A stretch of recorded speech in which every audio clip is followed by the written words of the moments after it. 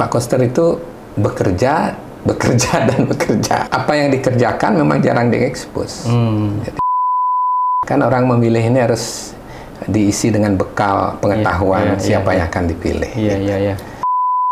Sekarang saya jawab tentang himbauan dan arah.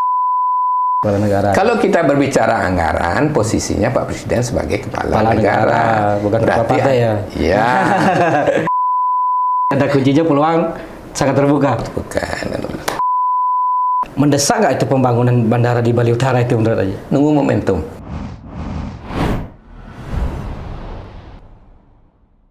Om Swastiastu. Om Swastiastu. Tribuners, selamat tahun Tribun Bali.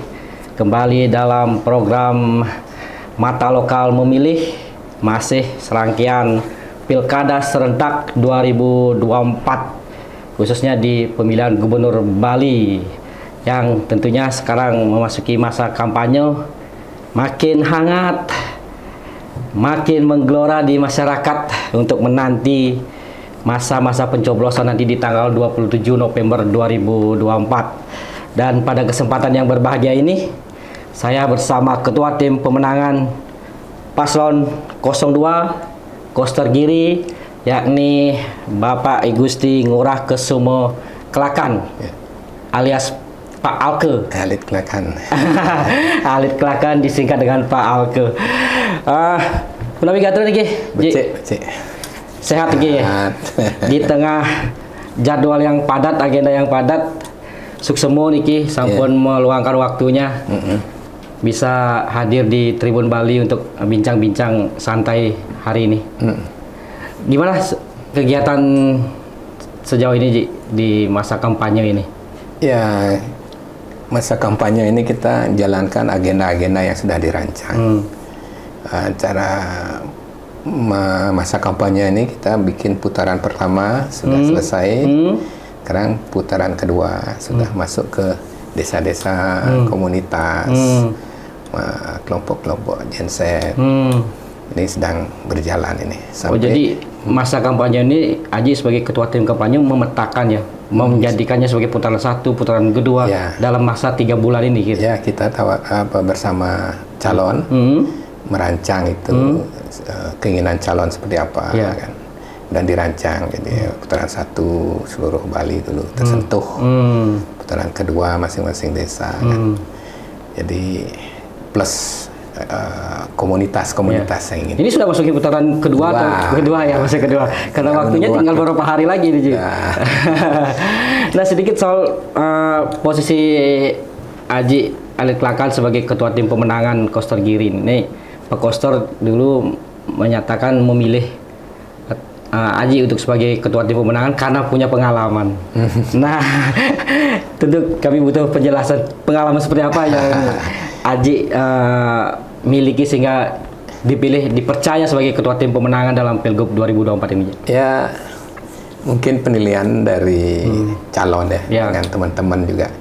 Saya kan punya latar belakang dulu aktivis mahasiswa. Aktivis mahasiswa di GMNI, aktivis kampus. Saya di Fakultas Teknik Udayana. S2 saya di Udayana juga. Habis itu saya gabung di PDI Perjuangan, anggota DPR Provinsi Bali, Komisi H, habis itu Wakil Gubernur, DPD, DPR RI, sekarang udah 2 kali. Wakil Gubernur di tahun 2003, 2008 yang bersama Dewa Brate. Ya, habis itu DPD, DPR, sempat di DPR Provinsi. Nah, itu saya diberi tugas pada saat pilkada di Badung dulu, waktu Giri pertama. Karena kemudian waktu itu saya wakil ketua tim pemenangan Pak Koster, ketuanya. Kemudian saya di Karangasem, saya ketua langsung waktu Pak Dedane pertama. Langsung saya ditunjuk jadi ketua tim pemenangan dan menang juga. Di Bandung juga menang. Kemudian pada saat Jokowi yang pertama, Pilpres Pak Koster yang ketuanya, saya dampingi. Jokowi kedua saya ketua tim pemenangan. Ketua tim pemenangan 91,6%. Yang menang telak itu ya. Terus berikut pas kemarin Pak Ganjar, Pak Koster ketua, saya sekretaris. Nah sekarang saya ketua di tim pemenangan Pilgub Bali. Oh, jadi memang pengalamannya emang. Mungkin ini, ya itu mungkin apa?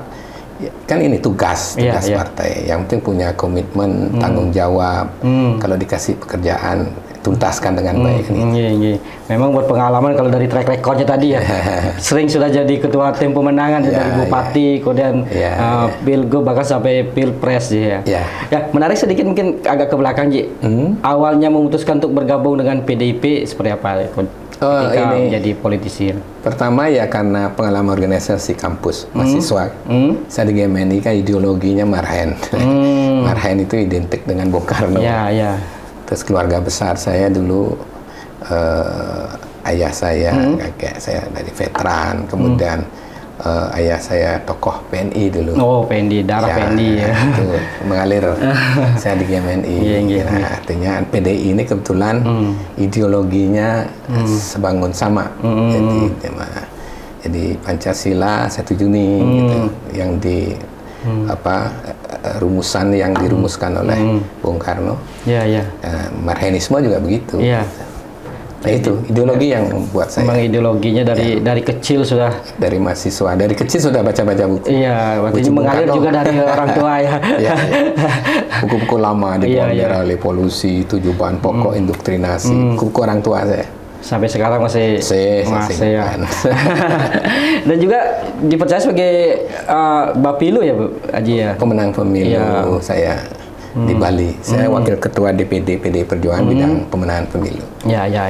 Nah tadi Aji sudah sempat nyinggung masa kampanye ini ada putaran 1, putaran 2. Ada nggak strategi khusus yang Aji siapkan? Saya kira Aji dipilih sebagai ketua tim pemenangan katanya kayaknya ini memang ahli strategi ini kayaknya nih. Nah, semua langkah kan kita diskusikan dengan calon. Kemudian kita rapatkan ide, gagasan, kita gabungkan, ya kan? Sesuaikan dengan keinginan calon juga. Nah, di situ baru kita turunkan keinginan calon seperti apa, kemudian kita terjemahkan di bawah dengan tim pemenangan gitu. Jadi tetap calon kita ajak berdiskusi maunya seperti apa ini. Tapi sebagai tanda kutip pelatihnya gitu, pengatur strateginya tetap di lapangan sih kan kita atur. Kan banyak pekerjaan kalau calon kan tidak mungkin ikut terlibat hal yang teknis kan. Nah, disitulah saya nanti membagi peran teman-teman. Ya, sejauh ini kan kampanye yang dilakukan oleh Paslon 02 Pak Koster Giri, seperti Aji juga tadi sempat singgung ke desa-desa, itu memang bagian dari model kampanye yang dilakukan oleh Koster Giri aja ya? Iya kan kami juga mengukur ya. Mengukur. Kan pengalaman kita. Kalau kampanye sifatnya umum ya. Rapat umum besar. Ya, rapat umum besar kayak zaman dulu gitu ya, di lapangan gitu. Sudah kita analisis seberapa besar dampaknya kepada kita. Terutama di dalam membahasakan dan mengabarkan kelebihan calon kita serta programnya. Kalau di tingkat desa memang agak capek. Tapi jumlahnya terbatas, maksimal 500 misalnya 1000. Lebih serius mereka mendengar. Nah, disitulah kita upayakan menyentuh sampai tingkat desa. Kan orang memilih ini harus diisi dengan bekal pengetahuan siapa yang akan dipilih. Ya, kemudian kita dekati juga tokoh-tokoh yang punya potensi kan itu. Meskipun agak capek ya. Nah, itu sehari resiko. bisa 3-4 desa gitu. Bisa 10 titik. Kan diatur sekarang. Pak Giri, Pak Koster, saya di mana gitu. Tapi ada juga pihak-pihak yang menyoroti nih kampanye Paslon 02 Koster Giri di desa-desa adat itu ya. Katanya memanfaatkan desa adat. Kan bagus. Artinya gini. Bali ini terbagi habis oleh desa adat. Di bawah itu ada 2, desa adat dan desa dinas. Kalau orang Bali ngomong gitu, dinas. Nah, ini perangkat terbawah ini kan di situ masyarakat berkumpul, di akar. Nah, kalau kita tidak membahasakan apa keinginan kita ke depan, mau dibawa Bali ini seperti apa yang sudah dilakukan. Nah, sehingga pada saat memilih nanti dia tahu, oh Bali ini saya dengan pemimpinan Pak Koster Giri ini, oh seperti ini nanti di pendidikan, kesehatan seperti apa, adat, agama, budaya seperti apa, ketenaga kerjaan dan jaminan sosial seperti apa, infrastrukturnya seperti apa, terus program pariwisatanya seperti apa, kan harus kita sampaikan. Di samping juga menggunakan media sosial seperti ini. Kalau ini kan bisa yang nonton lebih dari, misal sekali podcast biasa 50.000, 200.000. Betul. Kalau di desa paling di 500.000 sampai 1.000 misalnya di Banjar atau Banjar. di apa Wantilan, itu kita gabungkan. Makanya saya lewat media sosial juga menyampaikan apa kelebihan daripada yang calon kita. Jadi memang strateginya langsung door to door di desa-desa ya. Ke akar rumput gitu istilahnya. Betul, karena dua ini, pertama kita memberi edukasi kepada masyarakat agar menjadi pemilih yang baik. Kalau sudah memilih baik kan tertarik dia. Nah, dia memilih tidak kucing dalam karung. Oh, memilih Koster Giri udah pasti saya nanti 5 tahun lagi seperti ini. Tidak tanpa isi. Kalau tanpa isi nanti bingung masyarakat. Sejauh ini ada kendala nggak tim Koster Giri ini masuk ke desa-desa adat, itu ada kendala dari masyarakat atau bagaimana respon masyarakat sendiri? Respon masyarakat sangat baik, sehingga sampai kewalahan mengatur waktu berdua ini antara Pak Koster dan Pak Giri. Karena semua minta didatengin, bahkan sampai urusan odalan di Merajan mereka, di odal yang kecil aja minta dia mengundang. Makanya kita harus betul-betul ngatur ini. Ya, jadi semua minta, plus lagi komunitas-komunitas. Tapi kan kampanye di tempat ibadah pura kan nggak? Maksudnya di misal odalan ada hadir gitu ya? Dia hadir diundang di luar kampanye. Mereka berharap biar sempat ketemu dengan pemimpinnya gitu. Sejauh ini Aji melihat efektif kampanye di desa-desa yang dilakukan oleh sangat efektif. Karena gitu. Cuman memang tenaga kita memang harus betul ekstra keras, fisik. Tapi ini sudah kita punya struktur partai plus dengan partai pengusul. Nah, kalau PDI khususnya PDI Perjuangan punya struktur sampai tingkat Banjar, ranting, sampai ke ranting kecamatan, kabupaten. Ini struktur kita lengkap. Sehingga kalau nggak bisa misalnya calon kita, calon bupati yang ke situ. Kalau enggak, struktur kita yang jalan. Mesin partai sebenarnya. Mesin partai. Karena di mana-mana anggota DPRD. Ya, ada fraksi. Ada fraksi ya. Ini bergerak semua aja. Betul. Makanya semua mesti mereka sudah kita sampaikan apa program-program dari Pak Koster dan Pak Giri ini. Iya.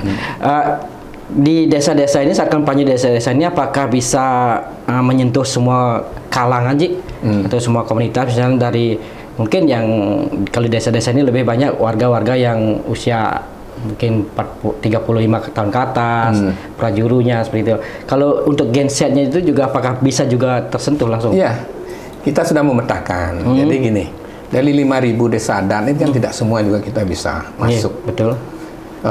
Kita sudah melakukan, Pak Koster dengan Pak Giri sudah melakukan komunikasi jauh-jauh hari sebelum Pilkup ini, jauh-jauh hari, sehingga dari situ sudah melakukan komunikasi, sehingga sangat mudah.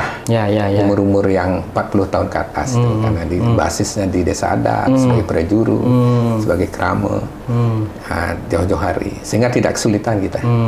Kemudian berikutnya kita setiap ulang tahun PDI ini kita selalu ada agenda kegiatan yang menyentuh milenial dan Gen Z ini, lomba-lomba bahasa Bali, mixologi, arak, kemudian macam-macam, cerdas cermat tingkat SMA, terus plus lagi diundang bertemu dengan kelompok BEM, sudah rutin Pak Koster dengan Pak Giri.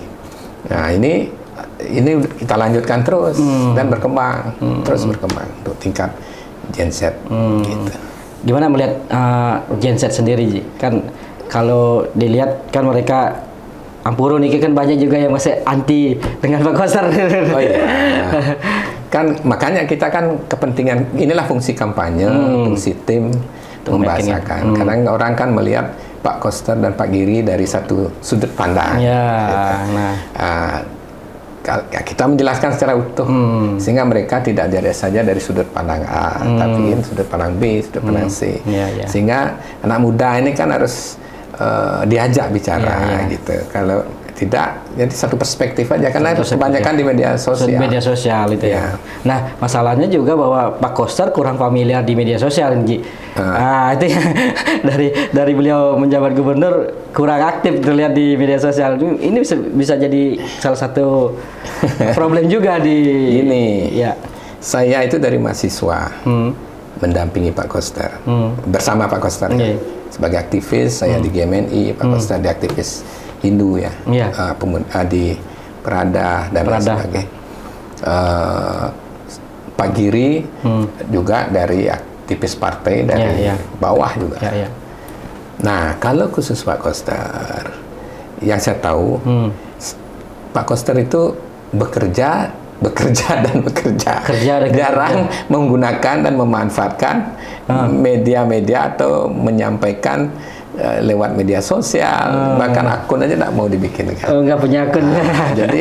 Jadi itu kalau dianggap itu kelemahannya, mungkin. Tapi kan saya sebagai tim pemenangan kan harus punya kemampuan untuk meyakinkan masyarakat. Jadi apa yang dikerjakan memang jarang diekspos. Jadi kerja aja. Nah, kalau Giri itu dia. Kadang-kadang memanfaatkan kesempatan itu untuk media. Kalau Pak Koster memang, nah dia dua figur ini kan saling mengisi. Nah itulah fungsinya tim gitu, menyampaikan. Jadi perlu Pak Koster juga lebih membuka mungkin dan bahwa media sosial ini sangat penting sekarang gitu ya. Kalau Pak Koster kan kalau untuk bahwa media sosial ini penting kan sudah paham Pak Koster.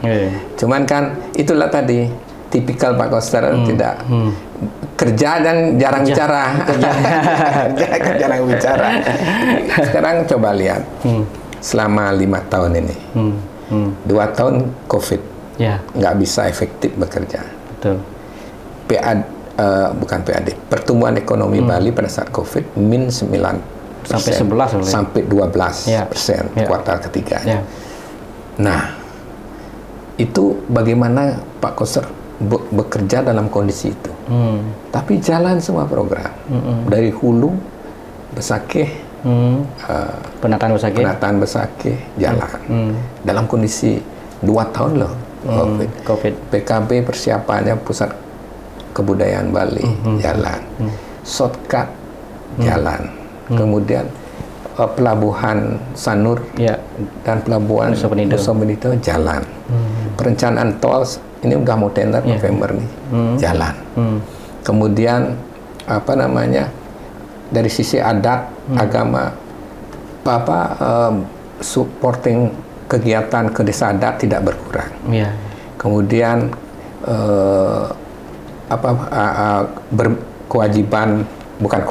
peraturan-peraturan yang terkait dengan busana berbahasa jalan. Kemudian membantu pengusaha arak sampai mengeluarkan Perda nomor 1 tahun 2020 sehingga pengrajin arak sudah meningkat secara ekonomi dan sudah berkembang, kemasan sudah bagus, jalan. Tidak ilegal lagi ya. Terus kemudian garam Kusambe mengeluarkan surat edaran, jalan. Cuman efektifnya Pak Koster itu 3 tahun, 2 tahun itu, tapi dalam kondisi itu bekerja. Belum lagi menanggulangin problem COVID waktu itu. Saya tahu persis. Yang tahu itu kan dinas-dinas sering kita ketemu, bagaimana day to day sibuk untuk menyiapkan antisipasi terhadap kasus COVID itu. Nah sekarang sudah COVID sudah berlalu, semua sudah dirancang. Nah 5 tahun lagi saya yakin, optimis Bali ini jauh akan melesat dari sisi pertumbuhan ekonomi, kemudian sarana prasarana, infrastruktur, yakin saya. Karena Pak Koster dan Pak Giri ini orangnya kan bekerja. Keseriusan mengambil tanggung jawab untuk bekerja sebagai kepala daerahnya nggak main-main. Tidak hanya beretorika, tapi serius kerja. Artinya Aji Klakan mau bilang bahwa Pak Koster meskipun efektifnya hanya 3 tahun, 3 tahun sudah bisa banyak melakukan kerja-kerja seperti itu ya. bagaimana nanti kalau misalnya menang, misalnya ditambah 5 tahun lagi gitu ya. Betul. Kan banyak orang bilang, oh dari sisi pendidikan tidak menjadi prioritas. Selama 3 tahun ini berapa SMA baru sudah dibangun di Badung, Karangasem, termasuk sekolah SMA vokasi. Jalan itu. Di Badung di beberapa sekolah tambahan SMA, di Karangasem, di Denpasar. Jadi untuk pendidikan kedua kan. Tapi yang masalahnya yang lebih ramai justru yang karena menutup SMK Bali Mandara itu kan. Ini saya cerita. Justru yang SMA ini nggak Ini kelihatan. saya cerita ya, kalau Bali Mandara. Ini kan saya perlu menjelaskan. Ya, betul. Kenapa Pak Koster bukan menutup? Mengikuti, ini kan tahun 2019 keluarlah peraturan Menteri Dikbud bahwa pola PPDB penerima mahasiswa baru itu menggunakan peraturan Menteri Pendidikan Budaya dengan komposisi pembagiannya adalah sonasi 50%, 30% afirmasi, 15% 30% prestasi, 15% afirmasi, 5% perpindahan orang tua. Kita kan sebagai provinsi ini harus mengikuti Jakarta, pusat. Nah, kalau di Bali Mandara, kalau itu diterapkan, secara utuh seperti itu, kan nggak mungkin lewat PBDB. Kan hanya orang seputaran di sana aja dapat. Pak, kalau dihitung jumlah orang miskin SMA itu waktu itu sekitaran 16.000 orang yang harus kita fasilitasi, orang yang nggak mampu. Sekarang Bali Mandara hanya menampung cuma 800. Tiap tahun itu 250 sampai 300. Itu satu.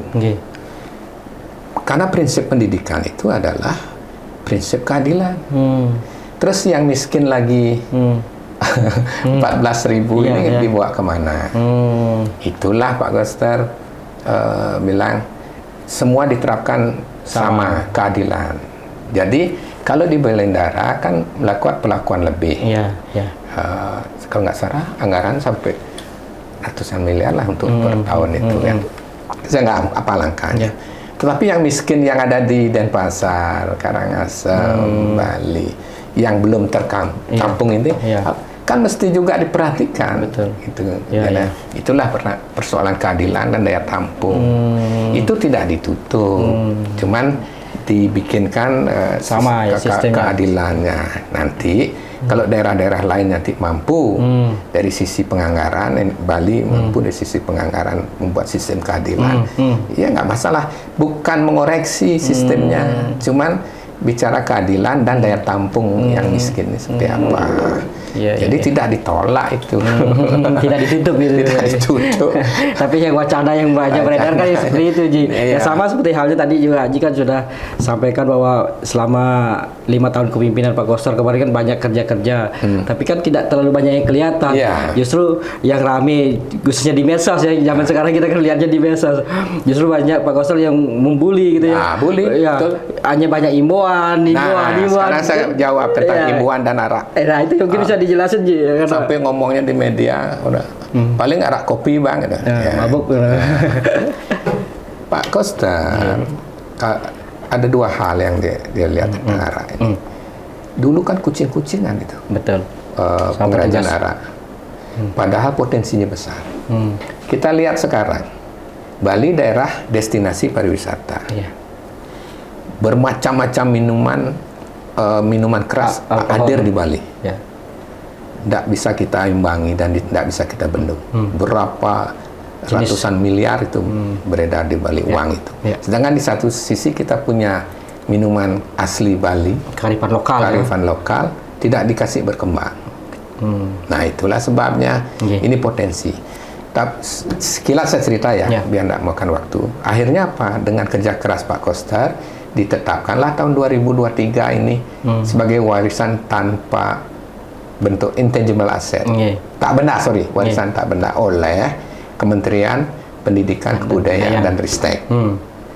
Kemudian setelah itu menjadi minuman spirit dunia ketujuh di dunia dengan klasifikasi golongan C, 25 sampai 40% alkohol, mengimbangi brandy, whisky, tequila, dan minuman India apalagi.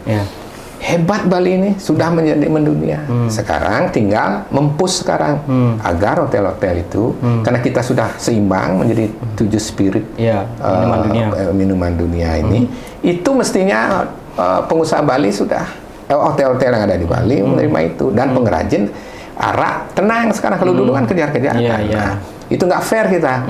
Minuman luar boleh masuk, kita nggak boleh. Itu satu dari sisi ekonomi industri untuk kesejahteraan pengrajin petani arak. Yang kedua dari sisi perspektif budaya. Dulu orang Bali itu pertama arak hanya untuk upacara, arak beram. Kalau sakit dulu, selio pakai itu. Kedua, kalau ke dulu kakek-kakek nak lingsir kita arak seloki sebelum pagi ke sawah, gitu. Karena dulu sering makan daging. Orang Bali itu lawar, daging dan lain sebagainya. Itulah penetrasi yang ngerti dari sisi akademiknya. Itu dua hal. Tapi dibully. Kalau lihat sekarang pengrajin arak dan kemasan arak bagus-bagus sekarang. Betul. Dan mengimbangi sake, mengimbangi soju. Hebat kita orang Bali. Mengimbangi sake Jepang itu ini kan kadang-kadang orang melihat dari satu perspektif. Ya betul. Gitu. Itu yang saya perlu saya sampaikan. Yang diramaikan mabuk arak, kopi gitu aja. Kalau urusan mabuk, semua bisa mabuk. Sekarang kan di Bali pun weekend sudah weekend. Kita bisa mengatur dari dulu ada arak. Iya betul. Dari dulu di Bali ada arak. Tinggal takarannya aja. Yang mana untuk ini udah diatur sama masyarakat. Ya terkait imbauan-imbauannya itu. Itu yang masyarakat sampai sekarang malah. Gini. Imbauan pertama, kita ini bagian dari protokol penanggulangan COVID dari pusat. Waktu itu Pak Luhut. Ya betul. Semua itu instruksi dan imbauan. Dan pemerintah Bali, saya DPR. Saya Komisi 8 waktu itu, bidang sosial. Semua itu harus dijalankan imbauan dari pusat. Masa imbauan dari pusat nggak kita jalankan? Kemudian di samping imbauan itu, Gubernur Bali waktu itu juga membuat langkah-langkah strategi yang khusus lainnya, seperti kemarin lockdown kemudian harus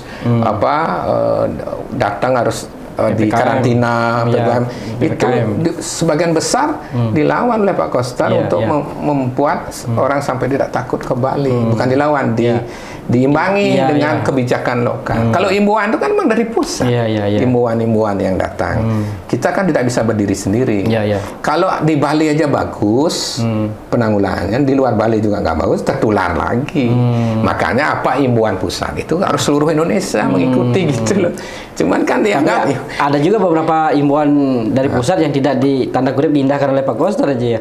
Misalnya membuka pariwisata itu kan keberanian Pak Koster waktu itu. Risikonya mungkin besar juga. Nah, inilah makanya karena kepentingan dua sisi waktu itu, kesehatan dan ekonomi Bali -9 sampai -12% waktu itu. Saya di Komisi 8 waktu itu. Saya sering berkomunikasi dengan Pak Gubernur. Seorang pemimpin dibutuhkan nggak populer. Gini, Pak Koster ini kan orangnya membuat fondasi. Kalau membuat fondasi, yang untung itu generasi berikutnya. Kalau membuat fondasi itu memang berat, akan membuat kontroversi. Soalnya orang kan lihatnya di ujungnya. Terus, ya kan faktanya sudah jalan semua. Bahkan sampai fondasinya sampai 100 tahun dia aja ya. Ya, udah program Perda nomor 4 2023 dari 2025 sampai 2125 udah dibikinkan fondasi. Ini betul pemimpin visioner gitu ya. Iya. Kalau mencari pemimpin kan itu visinya jauh ke depan, idenya, gagasannya besar, dan bisa menjalankan, dan terbukti sudah dijalankan kan gitu.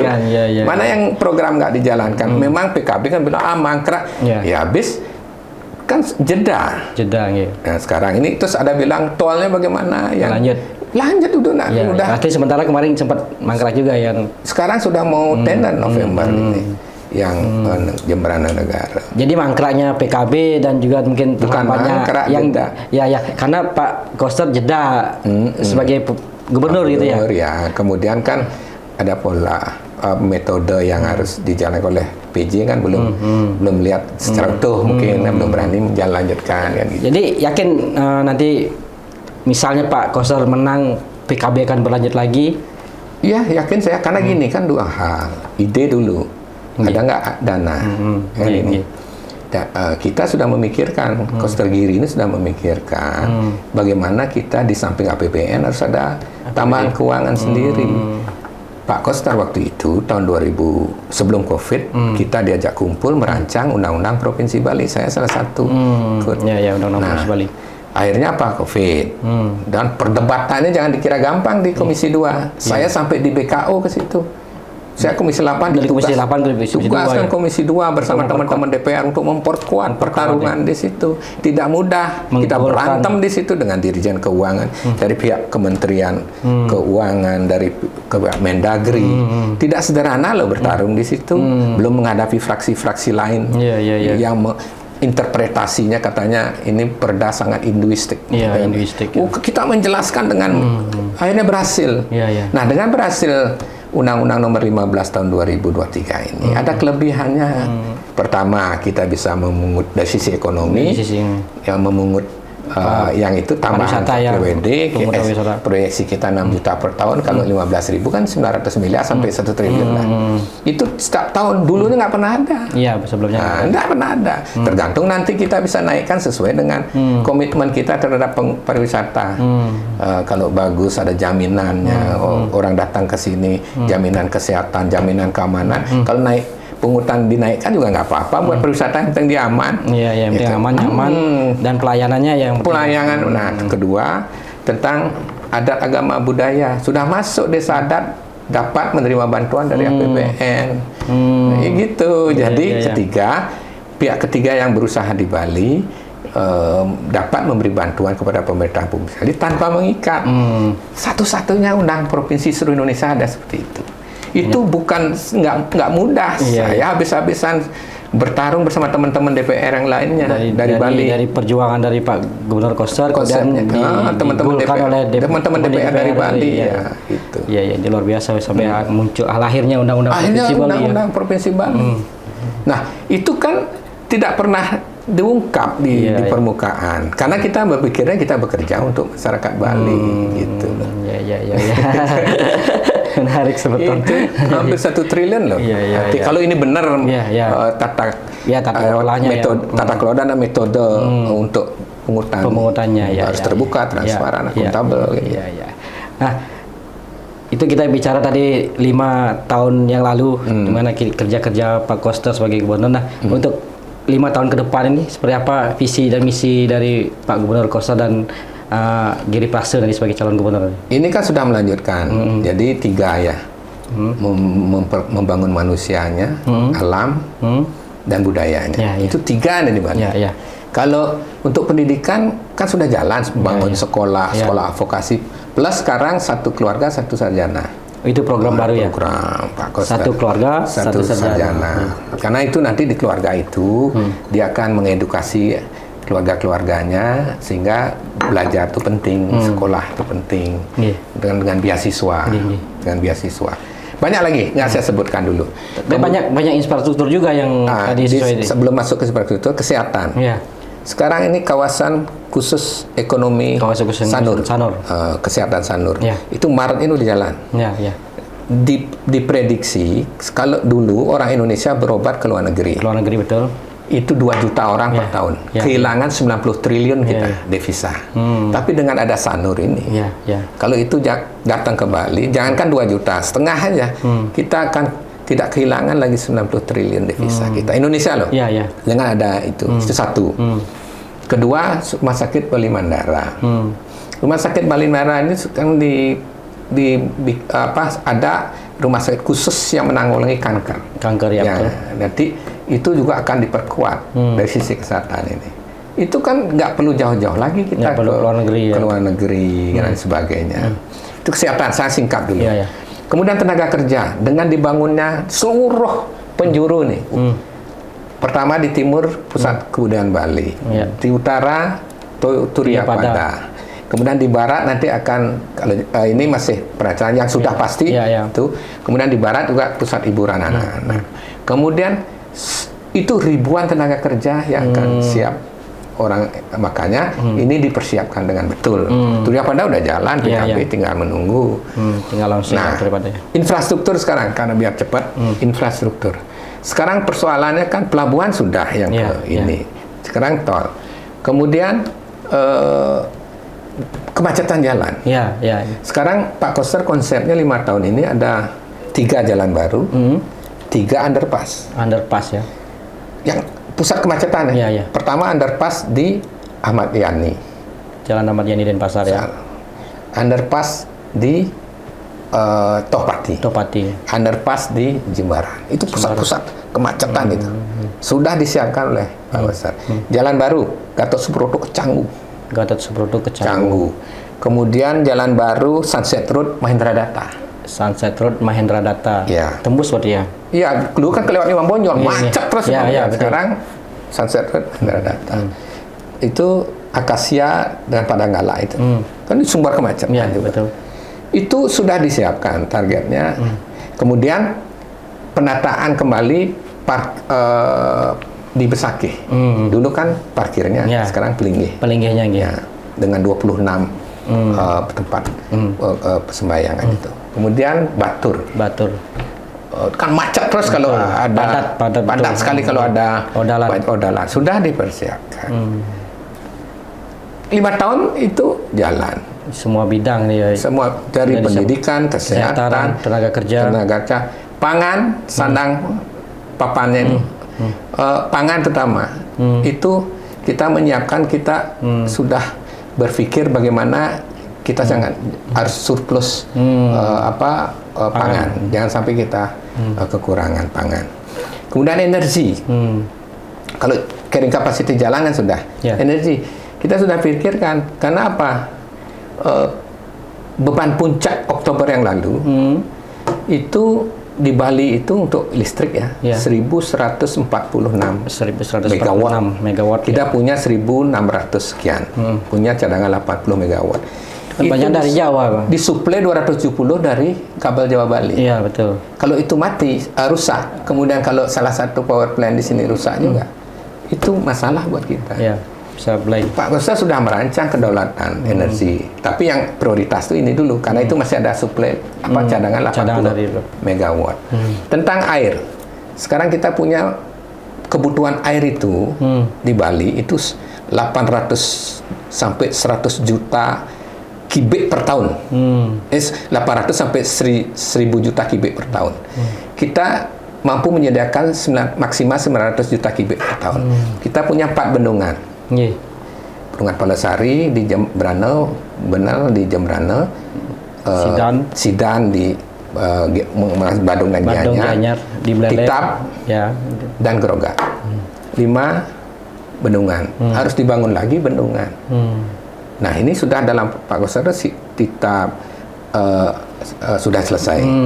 Nah, banyak hal yang harus kita pikirkan terhadap Bali ini. Jadi biarkan pemimpin ini bekerja, sudah mempersiapkan masyarakatnya, jangan sampai kekurangan air, kekurangan listrik, jalan macet. Ini sudah ada persiapan solusinya. Tapi kan ya di debat sebelumnya juga, debat 1 dan 2 kan Pak Koster banyak memaparkan infrastruktur itu ya, dan program-programnya seperti juga Aji jelaskan tadi. Tapi kan banyak juga suara-suara dari netizen, terutama ini dari masyarakat, PIS itu link hijau. Pertama, sementara Bali masih defisit seperti itu kan.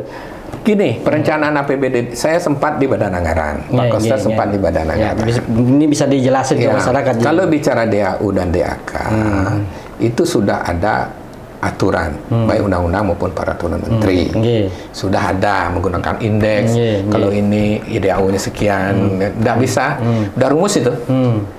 Kedua adalah program-program kementerian. Program-program kementerian. Di kementerian itu ada program-program yang diusulkan pada saat pembahasan masing-masing komisi dan kemudian dianggarkan di Badan Anggaran, disetujui. Kemudian itu satu dari APBN. Kemudian dari APBD kita sudah siapkan undang-undang Provinsi Bali. Itu kalau itu dimaksimalkan 1 triliun lah dapat setahun. Kemudian di Badung itu PAD-nya tanpa begini aja sudah sampai di atas 5 triliun. Kalau kita bisa co-sharing, yang di Bandung biar dikerjakan oleh Badung. Kemudian provinsi itu kan dengan penamaan ini sekarang angka pastinya saya belum tahu, bisa mencapai 5 triliun kan. Kalau ini bisa dikerjakan dalam 5 tahun, dicicil 2 triliun kan selesai.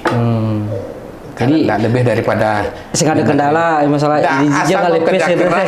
kita kan kalau pariwisata jangan bikin kriminalitas, jangan bikin keributan di sini sehingga wisatawan datang ke sini nyaman. Karena kita mengenalkan pungutan dan PHR. Kalau bicara PAD, kalau bicara APBN, DPR-nya harus aktif dan Bupati Gubernur harus melakukan komunikasi.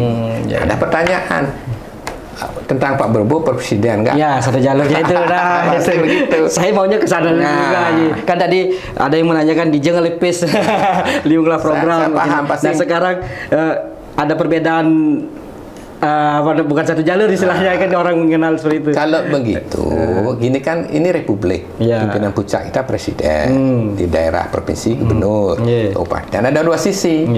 Pak Presiden sebagai kepala ketua partai, Pak Presiden sebagai presiden. Kepala negara. Kalau kita berbicara anggaran, posisinya Pak Presiden sebagai kepala negara. Bukan ketua berarti partai ya. Ya. Kalau kita ditarik Pak Prabowo ke posisi membahas anggaran, membahas kemajuan negara ke urusan partai, kita mengecilkan kenegarawan Pak Prabowo. Kasihan. Pak Prabowo didegradasi artinya itu. Jauh dikenal sebagai seorang negarawan. Nah, saya yakin Pak Prabowo ingin semua provinsi ini maju. Masa Kananda itu dimusuhin? Nah, contoh Pak Jokowi dulu dari PDI, di beberapa daerah kalah dibangun kok. Lombok dibangun. Ya, Mandalika. Terus tol di Sumatera dibangun walaupun dari PDI Perjuangan, anggaplah begitu dulu. Meskipun tidak menang di sana gitu. Meskipun tidak menang. Nah, kembali sendiri Pak Koster di Kelungkung misalnya kalah dulu misalnya di Karangasem. Tapi semua dibantu di situ. Kan meskipun bupatinya juga bukan dari PDI tetap dibantu waktu itu Pak Suwito kan Gerindra. Kita bantu dari Pak Koster gubernurnya PDI. Kan harus dipisah Pak Koster sebagai ketua partai PDI, Pak Koster sebagai gubernur. Kan harus bisa memisah. Prabowo juga harus dipisah sebagai presiden dan jangan ditarik-tarik ke partai, nanti mengecilkan dan mendegradasi posisi kenegarawan seorang pemimpin. Jadi kita menyulitkan posisi pemimpin kita. Katanya kalau versi yang lain gitu ya, kalau 1 jalur lebih gampang gitu kan. Komunikasi mungkin iya. Tapi kan kalau tetap keputusan. Kalau Pak Koster sebagai gubernur, Pak Jokowi gubernur Lombok juga gampang komunikasi kemarin. Nggak mungkin lah presiden itu tidak membuka komunikasi dalam urusan negara loh. Kalau dalam urusan partai kan nggak mungkin Pak Prabowo ngomongin urusan PDI di Gerindra. Gitu. Harus kita bisa memisahkan gimana yang urusan partai, yang mana urusan negara. Karena undang-undang juga tidak membatasi tidak presiden untuk sebagai ketua partai. Gitu. Karena ini kan rame 1 jalurnya jadi dibikin isu, begitu. Tapi ada yang banyak bilang dulu juga PDIP Pak Koster pakai 1 jalur itu. Nggak apa-apa. 1 jalur kan bukan berarti dikecilkan 1 jalur itu. Ya kebetulan memang dari PDI ini kan juga 1 jalur mereka. Kan nggak apa-apa. Tapi dampak itu jangan ke negatif, gitu loh. Kan ini kan sudah mengecilkan jadinya. Kalau 1 jalur lewat partai kan nggak masalah. Nah, kemarin ini terkait Pak Presiden Prabowo ini kan kemarin sempat ke Bali nih, dan bertemu dengan paslon 01 ya, bahkan sempat memberikan dukungan secara langsung di saat bertemu itu. Dari kubu 02 dari PDIP melihatnya seperti apa, Ji? Biasa-biasa. Artinya gini. Biasa-biasa aja. Ya biasa. Pak Prabowo itu kan ketua partai Gerindra. Kan wajar bicara untuk memenangkan kadernya, minta tolong. Kan ini sebelum pemilu. Tapi setelah pemilu kan sebagai presiden deh. Jadi buat saya Sah-sah saja siapapun untuk membela kader ini boleh. Kan nggak boleh kita larang. Nah, kami juga punya DPR RI dulu, menteri dulu yang ikut berjuang, membantu PDI, sah saja, nggak apa. Jadi nggak ada rasa khawatir ini di endorse sama presiden. Khawatir sih tidak. Mungkin kalau pengaruh ada yang berpikir belum mencerna lebih baik, pengaruh pasti ada. Tapi kita kan juga akan menggerakkan lebih antisipasinya juga kita pikirkan. Berarti sudah disiapkan antisipasi. Sudah. Sudah dipikirkan jadi meskipun di endorse presiden. Biasa itu. Nah, sempat kemarin juga Pak Prabowo datang kan juga ramai lagi nyinggung soal Bandara Bali Utara ini yang jadi isu sensitif dan isu ramai di setiap pilkada ini, termasuk sekarang. Gimana? Saya ini tidak ada pernyataan terkait dengan bandara itu. Begini, Pak Koster dalam beberapa kesempatan bicara, kalau mau bangun bandara ada dua kita lihat. Satu, carrying capacity. Kalau dengan bandara dibangun di Bali Utara, tentu akan jumlah kedatangan kita akan dorong lebih banyak. Sekarang kedatangan di Bali lewat direct flight bandara, turis mancanegara 6 juta, wisata Nusantara 10 juta, dengan 16 juta, itu listrik kita juga perlu, kalau ini ditambah akan bermasalah. Air kita, kayak saya jelaskan tadi, yang kemampuannya 900.000, kebutuhan kita 1 juta, sehingga harus bertambah carrying capacity kita, kebutuhan. Jalan, kemacetan jalan. Kalau nggak ada jalur yang akses. Kalau misal bandara itu pakai jalur Gilimanuk sekarang ini, sekarang nggak ada bandara aja bisa malam itu bisa 4 jam, 5 jam ke. Nah, itulah yang dipikirkan pertama itu kira-kira menyiapkan semuanya secara komprehensif. Bukan urusan ada dan tidak, tolak atau tidak tolak, bukan di situ. Jangan sampai begitu ada membuat masalah baru. Air menjadi masalah, listrik menjadi masalah, jalan menjadi macet. Itu satu. Itu menjadi perlu dipersiapkan secara matang, akses jalan, accessibility-nya semua. Daya dukung di samping-sampingnya. Kedua, kita sudah punya Bandara I Gusti Ngurah Rai. Saya sudah dengar pendapat dengan Pak Erick Thohir. Pak Erick Thohir sudah menjelaskan berapa sih kemampuan maksimal volume kedatangan di bandara dengan kondisi bandara. Pak Erick Thohir akan kita tata secepatnya, karena terkait dengan kawasan ekonomi khusus juga. Artinya tata itu perluasan gitu ya? Tata termasuk perluasan. Itu perkiraannya bisa menampung 20 juta sampai 30 juta. Anggaplah 20 juta. Masih lagi berapa itu bisa? Artinya menurut Menteri BUMN, masih bisa diperluas. Volumenya memang akan ditata tahun ini atau 2 tahun lagi ini. Nah, sekarang kenapa kelihatan solar trafficnya rame di atas? Karena airline ini semua minta jam terbang yang favorit. Sehingga kalau kita terbang dari Jakarta ke Bali misalnya, muter-muter 15 menit menunggu parkir itu. Karena semua minta jam itu. Prime time ya. Jam favorit, jam puncak. Nah, itu dua hal. Kalau memang itu akan ditata dulu, diperbaiki dengan daya tampung itu, kan skala prioritasnya menyiapkan aksesnya aja dulu. Akses aja disiapin dulu. Jalan dulu, airnya gimana, listriknya gimana. Lokasinya juga lokasi lokasi di sana di mana? Mungkin dua sisi, ada yang minta di barat, ada yang minta di timur. Dan dulu kan sudah pernah dicek langsung ya. Ada dua, ada di barat dan timur. Ini aja masih perdebatan. Iya, itu masih menjadi perdebatan. Jangan sampai muncul masalah baru. Gitu. Akses ke timur misalnya jalan kecil-kecil. Orang ke bandara itu harus tol. Atau kalau enggak MRT atau yang bisa mengakses dengan cepat. Gitu. Karena apa? Semua penginapan itu lebih banyak ada di Denpasar, Badung dan Gianyar. Iya betul. Nah, sehingga kalau orang nginap di sini itu jarak tempuhnya jangan sampai 3 jam. Sama juga ya. Kalau banyak penerbangan. Kalau misalnya disetting itu di internasional, Itu bisa macet itu. Iya. Itu yang harus dipikirkan. Itu yang Pak dipecahkan Koster dulu. pada suatu kesempatan ngomong itu, gitu loh. Tidak bangun bandara. Iya. Kalau bangun sih gampang. Persiapan secara Persiapannya. matang gitu loh. Iya. Apa yang harus kita siapkan. Nah, kalau dari Aji sendiri, selain sebagai Ketua Tim Pemenangan juga mungkin sebagai anggota DPR RI ini, mendesak nggak itu pembangunan bandara di Bali Utara itu menurut Aji? Nunggu momentum. Nunggu Gini, momentum, ya. logika berpikir kita gini. Kita mau menaikkan PAD berapa persen dari sekarang. Ya. Itu dulu kaji. Dari mana sumbernya? Kalau sumbernya kedatangan pariwisata, target kita berapa? Sekarang kan 16 juta. Ya. 6 juta dari 6 juta. luar. Ada untuk yang pungutan itu kan wisatawan asing. Iya. Kalau kita mau tingkatkan menjadi 2 triliun dari 1 triliun, kedatangan harus 2 kali lipat. Itu baru kita berpikir gimana cara mereka datang. Baru volumenya cukup nggak? Iya.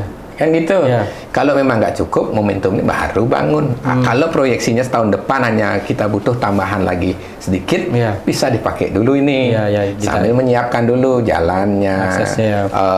bendungan-bendungan Ya. untuk air. Kan Ya, pasti ya. akan datang orang lebih banyak Ya, betul. ke Bali. Nah, sehingga PHR meningkat. Kalau itu memang harus dipikirkan. Ya. Nah, dari sekarang kita menyiapkan akses dulu. Nah, ini kan sudah disiapkan akses, Pak Koster. Jalan tol Gilimanuk. lagi Gilimanuk. Kemudian kita cerita tadi bendungan baru ada 5 di sini. Kemudian listrik power plant. Iya. Kan kita harus berpikir komprehensif ketika bicara Bali, karena penduduk Bali 4.300.000. Iya. Yang datang 16 juta mengelola. Itu tidak mudah. Lebih banyak yang datang. Iya, gitu. Dan orang luarnya. Iya, menarik juga. Luar biasa, Tribuners. Nggak terasa ini obrolan kita. sudah ya? Sebenarnya belum mau selesai nih saya, Ji. masih pengen lama. Ya. Makasih sudah diundang. Iya. Mungkin sedikit lagi dari tim PDIP sendiri ada survei internal nggak sih? Kita punya survei. Tapi kan tertutup. Belum bisa dibuka ya? Untuk bahan kita Ya. evaluasi, ya kan. Survei itu untuk evaluasi. Untuk evaluasi. Di mana kita, apa yang harus kita lakukan, di mana lemahnya dan lain sebagainya. Nggak bisa di-spill sedikit gitu. Nah. Itu konsumsi ke dalam. Karena kalau di pilgub yang lain kan ada lembaga-lembaga yang sudah mengeluarkan survei. nggak apa-apa. Ya di Bali ini belum ini kita. Udah ada survei. Kita udah pegang. Hasil internal ya. Kita optimis. Masih aman ini ya. Optimis. Kita sangat optimis. Tetap optimis meskipun ada ketua partai Pak Prabowo yang Ya, ikut. makanya saya bilang tadi kan 2 hal. Pertama, kita punya strategi antisipasi. Itu. Ya. Yang kedua, indikatornya turun di lapangan. Banyak orang ingin kita datang plus survei tadi. Itu yang kita pegang. Iya. Optimis sudah. Sudah selesai ini sebenarnya. Ya. Tidak ada kuncinya, peluang sangat terbuka. Bukan. Iya. Baik, Kaji. Sukses semua lagi. Makasih. Atas waktunya. Mudah-mudahan di lain kesempatan kita bisa ngobrol lagi. Siap. Karena Haji ini sibuk, jadi Ya. hari ini cukup obrolan kita. Nanti kita bisa sambung lagi. Baik, terima kasih Haji. Rahayu. Terima kasih ya Semua. sudah Oke. mengundang. Oke. Terima kasih. Oke. Kita akhiri dengan Paramo Santi. Om Santi. Download Tribun X sekarang. Menghadirkan lokal menjadi Indonesia.